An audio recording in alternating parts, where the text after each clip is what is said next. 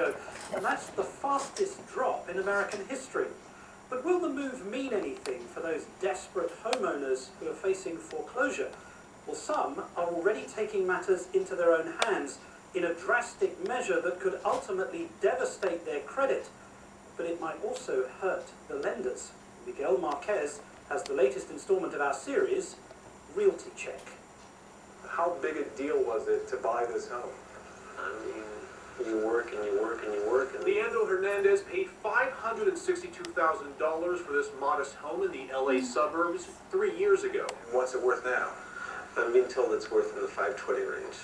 His adjustable rate mortgage is resetting next month. His monthly payment of $2,832 will balloon to more than $4,400. You've already done the math. You can't make the payments. I can't make the payment, there's no way. I mean, my babies have to eat, and what I make right now is it's very predictable income. I can work all the overtime I want, but I mean, it's not going to happen, you know? Can't spend that many hours at work.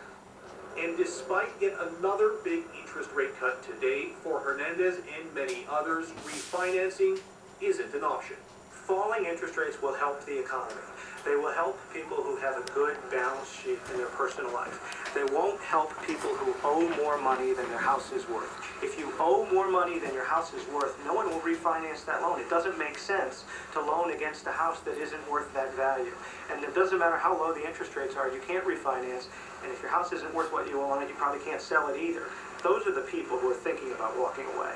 With the number of foreclosures up 75% from a year ago, a whole new industry has sprung up to advise distressed homeowners who choose foreclosure as a way to cut their losses. You know, the lenders really created the problem. They went out and created these loans that shouldn't have been made, and brought people in to circumstances financially they shouldn't have been in. Good afternoon, you walk away. How may I help you? You Walk Away started up January 1st. What is the current balance on your first mortgages? It guides fearful homeowners through the process of losing their homes. Really, these people, they're faced with staying in their home, and a lot of times think they have to move out quickly. They're fearful every day or every week that they're going to get kicked out. And we tell them that's not true. You know, they can stay in the home. They have a sense of security. Certainly they're not going to be holdover tenants and try to, you know, go against the law, but they have some security and can look to the future. They can start looking for places to rent. They can, as I said earlier, start paying other debts and really get themselves back into a sound financial situation. Peter Viles, editor for the Los Angeles Times blog LA Land, sees blame for the crisis moving from the borrower to the lender. There seems to be rising anger against the lenders that, yes, it was stupid for me to take out a loan I couldn't afford to pay back. And yes, the house isn't worth what I thought it was worth, but I only did that one time. What about these lenders who did it hundreds of thousands of times? They made bad loans on properties that weren't worth the value. And a lot of people now are starting to get very angry at these lenders and saying, you know what? They deserve to have these properties come right back in their lap, and they take the house, and they take the loss. This is the financial center of the house? That's where, yes, exactly. That's where the bills come and we basically file them. This is what has to be paid. Leandro Hernandez, father of 5, worked in the mortgage industry before the crash and figures he can stay in his house as long as a year without paying the mortgage. It's like they say, you can't squeeze blood out of a turnip. It makes more sense for me basically to not pay them, save that $3,000, put my money together, get an apartment somewhere, and deal with the consequences later. He says if the bank won't relent on his ballooning payments, his choice is crystal clear. How can I be expected to pay $44.79 and again feed my kids and, you know, just stay in the house or feed my babies? That's basically what it comes down to. The thing that homeowners have to take into consideration here is that this is a real disaster for your credit. If you have a foreclosure on your record, even defaults, but if you fall behind on your mortgage and don't pay it, everyone you go to borrow money from for the next 6 or 7 years is going to know about this. When you go for a job, when you try to rent an apartment, this is going to be on your credit. It's not like you walk away scot-free. You walk away with a huge black mark on your credit rating. Some of these people are so desperate, they're saying, you know what, I'll take it. A hard choice more and more homeowners may have to make. For Nightline, Miguel Marquez, Chino Hills, California. Miguel Marquez, right outside Los Angeles. Our thanks. And when we come back, would you eat pasta made from the same plant? Tonight on Nightline, the McMansion collapse. As the housing crisis spreads, no one is immune, even if you paid $1 million plus for a luxury home. Come back. Cher said farewell, now she's back, opening up on politics, her romantic entanglements, and for the first time, her battle with depression. Plus, end of the line. Mitt Romney exits the race for the White House, and we look at a tale from the trail, a story of mistaken identity that may surprise you. From the global resources of ABC News, with Terry Moran, Martin Bashir, and Cynthia McFadden, this is Nightline, February 7, 2008. Good evening. Earlier today, Congress approved a $168 billion stimulus package to jumpstart the economy. And while the package is designed to deliver tax rate rebate checks, there's also an important measure to help people keep their homes, even their very expensive homes. Under the plan, the federal government would guarantee loans of up to $730,000. That's a massive increase over the previous cap of just $400,000. But in California, where house prices are still tumbling, what are homeowners supposed to do? Well, Brian Rooney reports from just outside Los Angeles with a realty check. As much as anything, it was houses like these in Claremont, California that fed the real estate boom. 4,000 square feet of living space, 5,000, 6,000. They are what's nicknamed McMansions, mass-produced luxury that multiplied in value as real estate rocketed. Ahmad Hamadanian and his wife Mitra live in a development called Stone Canyon Preserve, where they actually had to get on a waiting list to buy their 5,600 square foot home back in 2005. They thought they would sell in a few years and make a bundle. When you did this, it was everything you could afford and maybe a little more.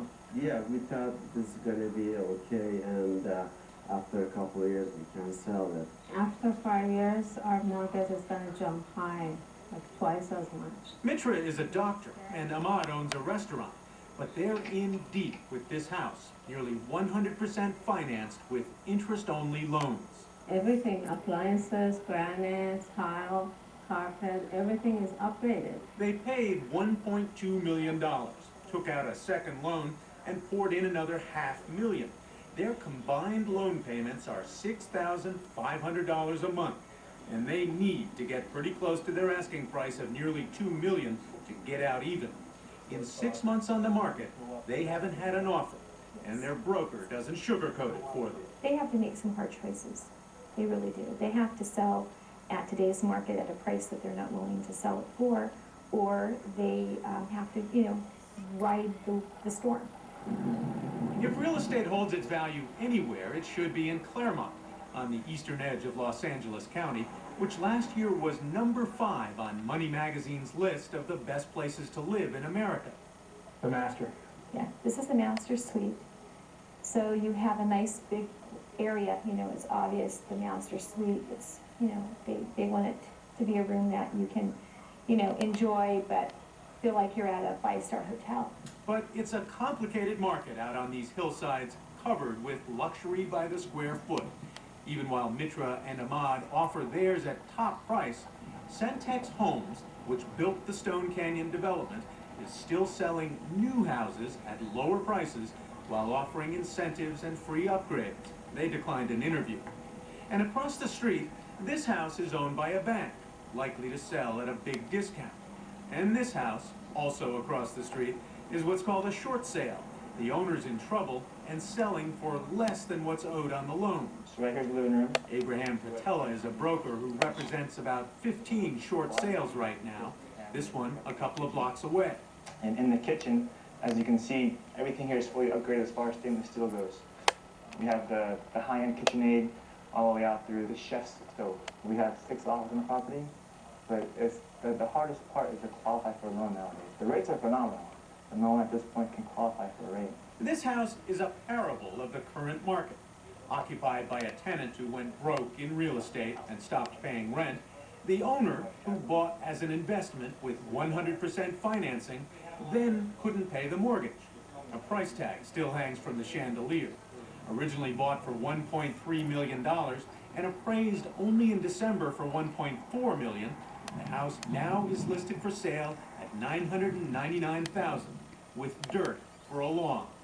And that is likely to hurt prices and sales in the whole neighborhood. What happens is, we sell this house for about $1 million now, and now when the guy next door is selling this house for 1.5, and we're confident at that price, so the home value has to be lowered. Just up the street, Rudy Diaz is trying to sell the 5,300 square foot house he bought in 2005.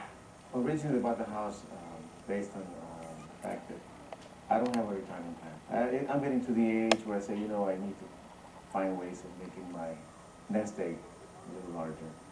And that was one of the reasons. So you bought this not so much because you needed a big house, but you were looking to ride up the rise in real estate values. Most definitely.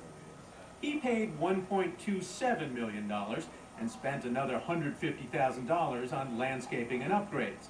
Now he wants to sell at $1.88 million for a nice profit. His broker is enthusiastic. This home has one master suite downstairs, and upstairs we have 4 other bedroom suites. And the way it's designed with the openness, I would say just about every room we will have some mountain views.